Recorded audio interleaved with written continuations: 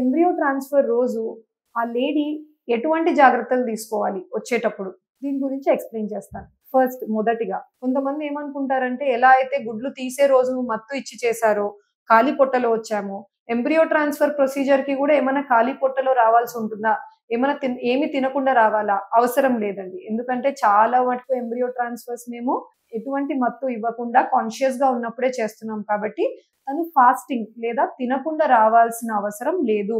మంచిగా తన బ్రేక్ఫాస్ట్ లేదా లంచ్ మీల్ చేసుకొని తను చెప్పిన టైంకి ప్లేస్ ఆఫ్ ట్రాన్స్ఫర్ కి వస్తే సరిపోతుంది. సెకండ్ పాయింట్ వచ్చేటప్పుడు నీట్ గా మీరు బాత్ తీసుకొని ఒక ఫ్రెష్ పేర్ ఆఫ్ క్లోత్స్ వేసుకోవాల్సి ఉంటుందండి.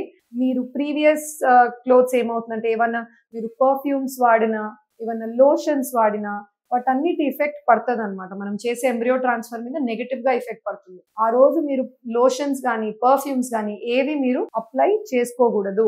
Fourth point mehndi. చాలా మంది లేడీస్ దగ్గరలో ఏదో ఫంక్షన్ ఉంది, ఏదన్నా పార్టీకి వెళ్ళారు, లేదా వాళ్ళది వెడ్డింగ్ ఏదన్నా ఉంది ఫ్యామిలీలో, సో వాళ్ళు మర్చిపోతారనమాట. వాళ్ళకి ఆ ట్రీట్మెంట్ నడుస్తూ ఉంటుంది, ట్రాన్స్ఫర్ ఉంది అన్నప్పుడు మెహందీ వేసుకుంటారు. Even nail paints, nail polish, ఎటువంటి కాస్మెటిక్స్ మీరు లిప్స్టిక్ కానీ క్రీమ్స్ కానీ లోషన్స్ కానీ పర్ఫ్యూమ్ కానీ నెయిల్ పెయింట్ కానీ మెహందీ కానీ ఇవన్నీ కంప్లీట్ గా అవాయిడ్ చేసేయాల్సి ఉంటుంది.